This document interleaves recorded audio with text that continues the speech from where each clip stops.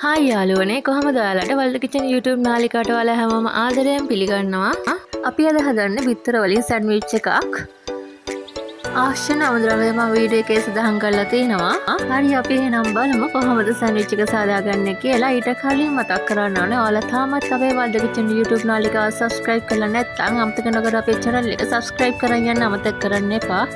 හරි අපි එහෙනම් බලමු කොහොමද සැන්ඩ්විච් එක සාදාගන්නේ කියලා. මම මෙතන අරන් තිනවා කහපාට පොඩි බෙල් පෙපර් එකකුයි සැලඩ් කියුකම්බර් එකකුයි පොඩි රටලුණු ගෙඩියකුයි සලාද කොළ කිහිපයකුයි මම මුලින්ම කරන්නේ ඒවා හොඳට හොදලා අරගෙන අවශ්‍ය ප්‍රමාණය වලට කපා ගන්නවා. තව චිකන් ග්‍රෑම් 100ක් 150ක් වගේ අරන් තිනවා. කටු නැතිව ගන්න.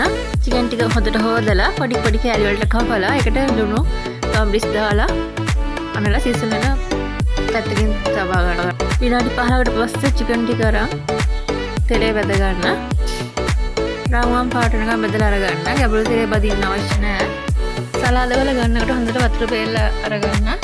ඒක හොදි ලුණු වතුරෙන් හොදලා හොඳට වතුර බේරෙන්න හරින්න. පිරිසිදු ඉඩ තියෙන ලොකු බෝල් එකක් අරගෙන ඒකට බිත්තර 4ක් කඩලා එක් කරගන්න. ඊට පස්සේ හැන්දෙන් හොදින් ගසා ගන්න. ඒකටම ගම්රිස් තේ හැඳි කාලකුයි ලුණු තේ හැඳි කාලකුයි එක් කරලා හොදින් ගසා ගන්න. ඊට පස්සේ මේ වගේ තැටියක් ලිප තියලා ඒකට මේ වගේ බටර් කෑල්ලක් තියලා හොඳට දිය කරගන්න. බටර් කෑල්ල හොඳට දිනුනට පස්සේ ඒකට ගසාගත්ත බිත්තරේ එක් කරගන්න. වටේටම හොඳට විසිරෙන විදියට. ඊට පස්සේ ඒක උඩින් පාන් පෙති 4ක් මේ තියෙන මේ පෙන්නන ආකාරයට තබා ගන්න.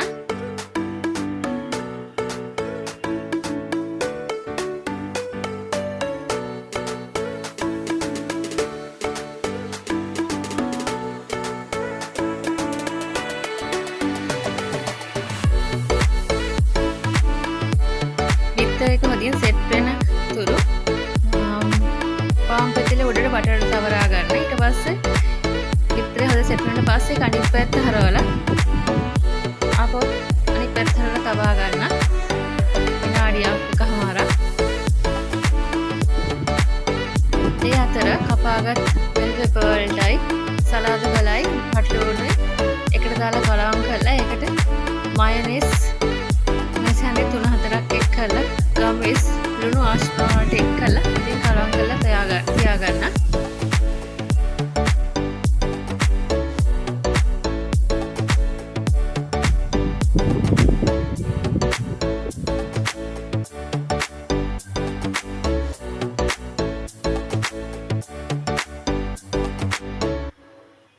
විනාඩි එකමාරකට පස්සේ පාන් පැති 4න් එකකට තක්කාලි සෝස් ගා ගන්න. ඒකෙන් චීස් පෙත්තත් තබා ගන්න. අනිත් එකෙන් බැදගත් මස් කෑලි තබා ගන්න.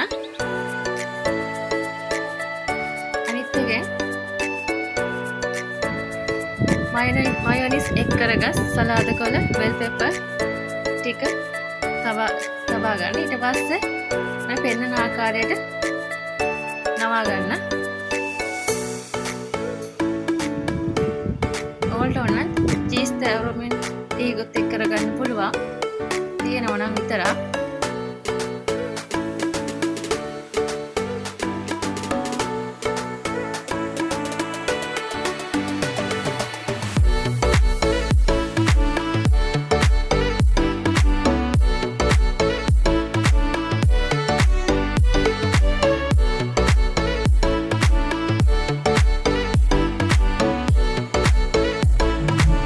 බිත්තර 4ක් කඩලා බෝල් එකකට දමා ගන්නවා. ඒකටම ආශ්‍රමයට ගම්රිස් ලුණු එක් කරලා බිත්තර 4 හොදින් ගසාගෙන කලින් ආකාරයටම තැටියට බටර් දාලා බටර් හොදින් දිවුනට පස්සේ ගසාගත් බිත්තර ටික හොදින් වටේට විසිරෙන්න දමා ගන්නවා. ඊට පස්සේ ඒක උඩින් පාන් පෙති 4 තබා ගන්නවා. ඊට පස්සේ බිත්තර එක හොදින් සෙට් වෙන්න තබා ගන්න. ඒ අතරතුර පාන් පෙති වල උඩ හොදින් බටර් තවරා ගන්න. යටි බිත්තර එක හොඳ යටින් සෙට් වුණාට පස්සේ පාන් බිත්තර එක අනිත් පැත්ත හරවා ගන්න. හරවලා විනාඩි එකමාරක් විතර තබාගෙන අනිත් දේවල් එක් කරගන්න. එක් කළා පාන් බෙත්ත නවලා ඉතින් විතර ගන්න.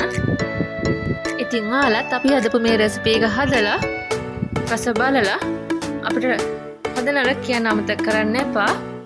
මේ වගේ රසවත් වීඩියෝ එකකින් නැවත මුණ ගැහෙන්න බලාපොරොත්තු වෙයි. අදට අපි මේ වීඩියෝ එක අවසන් කරනවා. ඔයාලා හැමෝටම සුබ දවසක්. ජය වේවා.